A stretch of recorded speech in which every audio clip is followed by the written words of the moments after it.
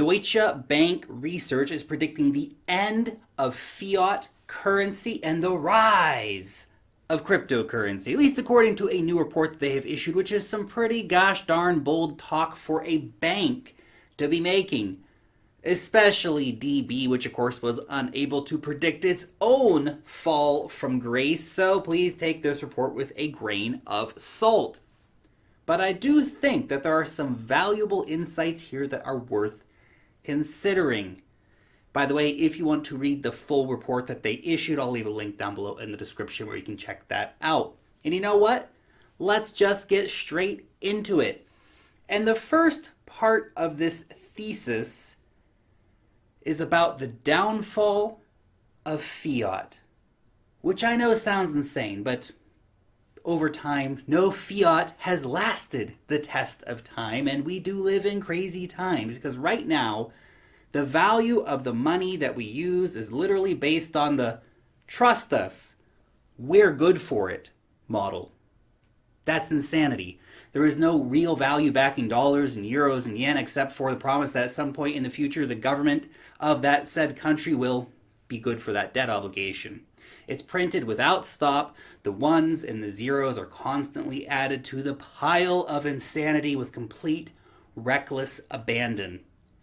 And the newly generated money is given for free to banks and the well-connected.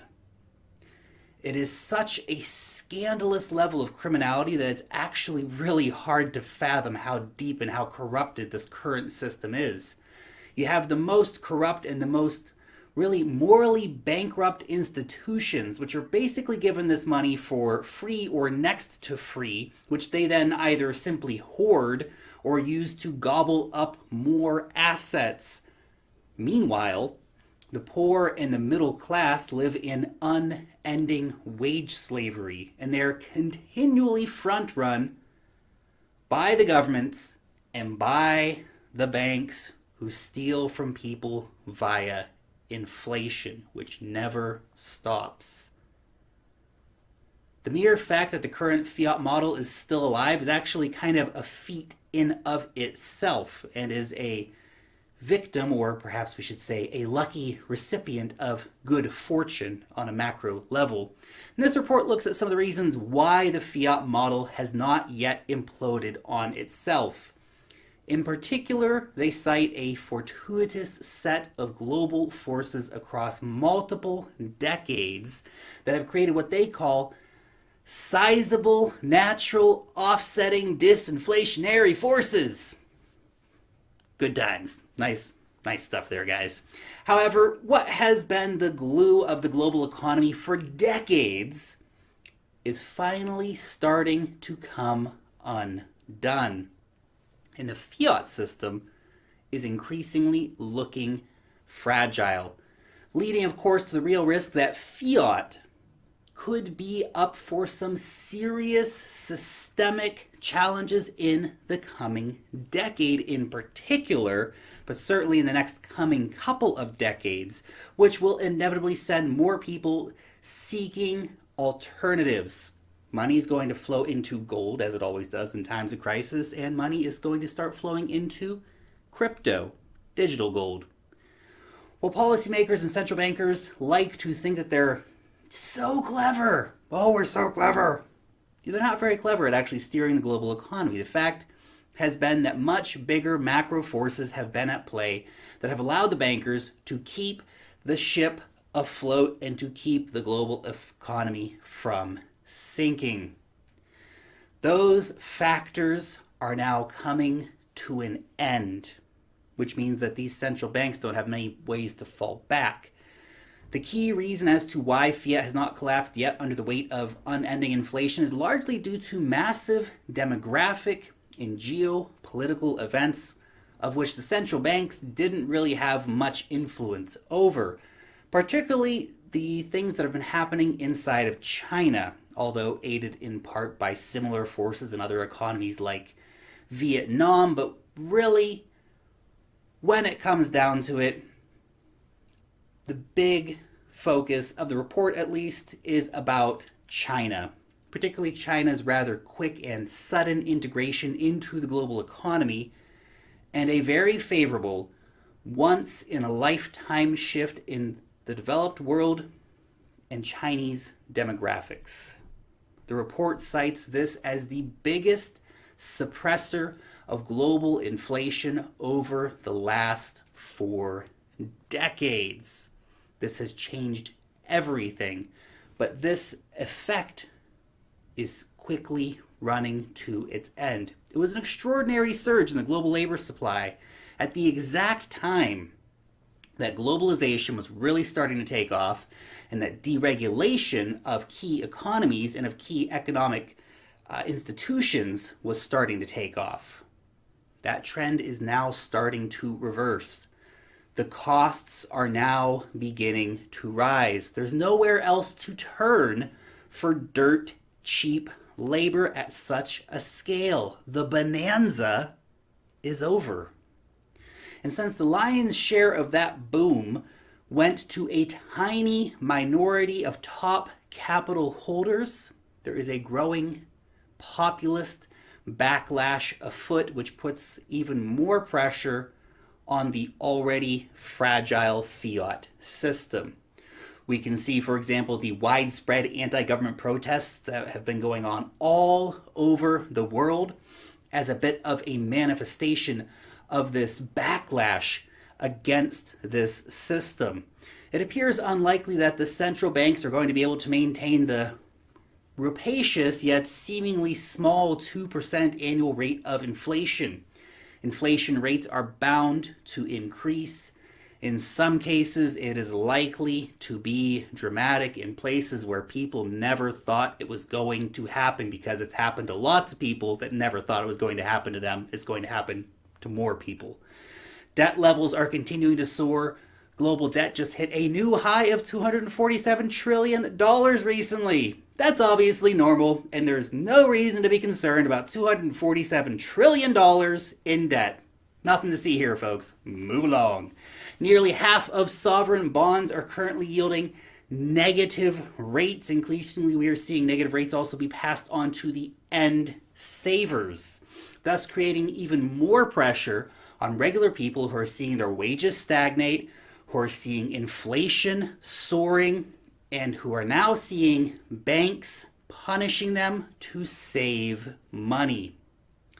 The central banks are also increasingly finding themselves painted into a corner, because printing money is not fixing the problem of printing money anymore.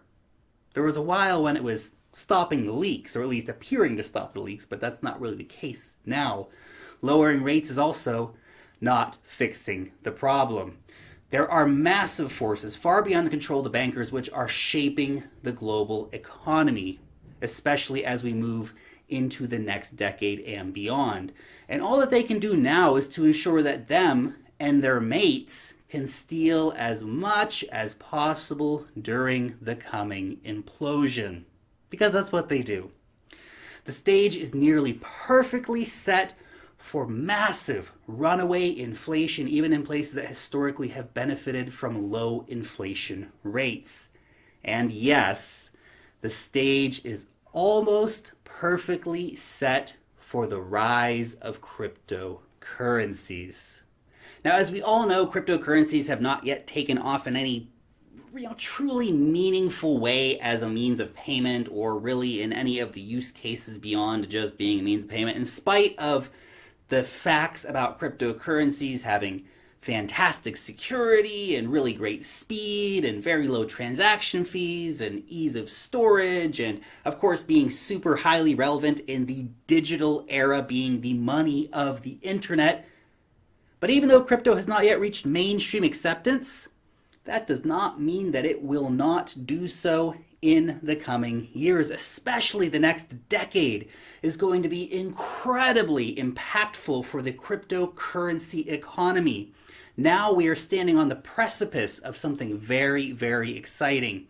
And aside from all the high-level dysfunction with inflation and interest rates and all that other fun stuff, we're also likely to see cash increasingly under threat. Governments, banks, and card providers all share a common goal: the elimination of cash, which is terrifying if this is left up to the dictate of banks, corporations, and governments. And if people are left with no alternatives except to use the Orwellian controlscape money, which will be the central bank digital currencies, these CBDCs, or their corporate digital equivalents, are really nothing more than Trojan horses. They do not solve the underlying dilemmas of the fiat system. They potentially even make it much worse, and they really only enable the complete rollout of that scary Big Brother dystopian future that so many people worry about. China is soon to release their digital currency. France is releasing their digital currency soon, and a few small countries are also in on it currently, releasing their currencies. But you know what? It's going to be every country, everywhere. A country without a digital currency is going to get left behind. So they're all going to be doing it. But honestly, it's not super interesting to me because it's just the same old problems in a new damn package, which means that you might see the fiat system continuing on life support for much longer than it should simply because of this. But it's the rise of crypto that gets me so damn excited. So if current trends continue, there could be 200 million crypto users by 2030. And when that happens, that starts to bring in the real potential. We might even see crypto acting as a replacement to cash, certainly as a strong supplementary level, if not a replacement. Obviously, crypto still has some big hurdles to overcome to even achieve this kind of usership. Challenges around the cataclysmic failure of technological infrastructure due to natural disasters and solar flares remain relevant threats to a digital civilization overall. Not just cryptocurrency, but we start talking about any of the other digital currencies on offer from central banks and all that stuff, also a threat to those currencies. But beyond the extreme situations, what we really need to see is much more proactive, common sense regulation passed into law. Countries like France and Switzerland and Japan have really been leaders here in bringing really common sense, forward-thinking, innovational regulation that can welcome, not stifle, the industry. We also must have clear propositions that must be conveyed to and adopted by consumers about why cryptocurrency is valuable. And of course, lots of legacy players will need to be brought into the fold for truly massive adoption to happen.